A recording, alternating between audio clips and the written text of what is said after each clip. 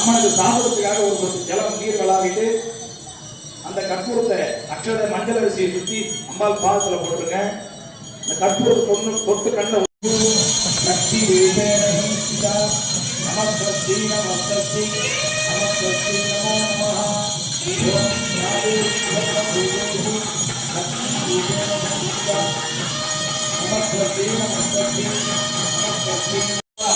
சாப்பிட்ட பிறகு ஒரு கொஞ்சம் ஜலம் குடிக்கிறதுக்காக சாமிக்கு விட்டுறணும். ஒரு சேர எல்லாரும் கற்பூரம் ஏற்றிட்டு தீப்பெட்டியில் ஏற்றிக்கோங்க. தீபத்தில் ஏற்றாதீங்க. தேங்காய் பழத்தை நீர் விளாவி நிவேத்தியம் பண்ணிக்கோங்க.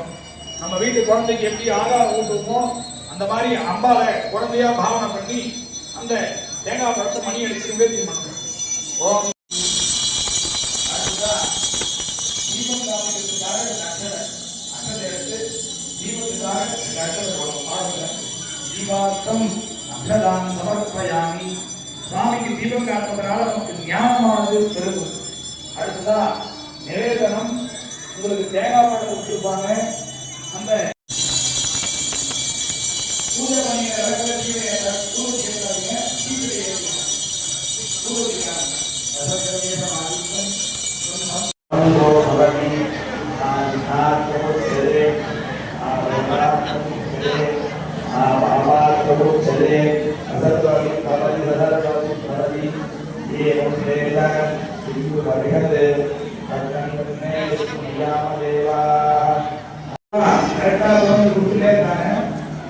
நேரம் போயிட்டு இருக்கு.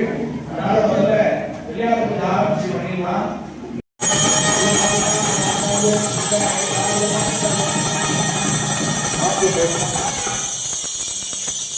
நீர் விடுங்க.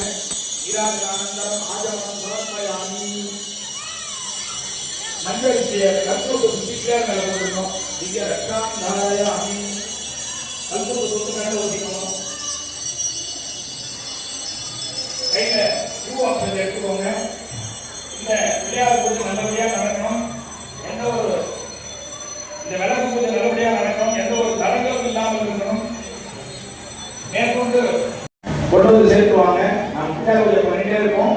அதுக்குள்ள மற்ற பொருளெல்லாம் வந்தோம்.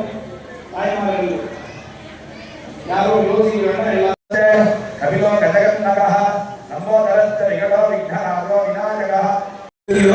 அதான் பிள்ளையார் போட்டிக்கும் தலைவர் போட்டிக்கிறோம். தலைவர் போட்டோம்னா நம்ம புத்தி தெளிவாகும். பிள்ளையார் பூஜையினால நம்முடைய புத்தி தெளிவாகும். நம்முடைய குழந்தைங்க நல்ல புத்தியோட வளர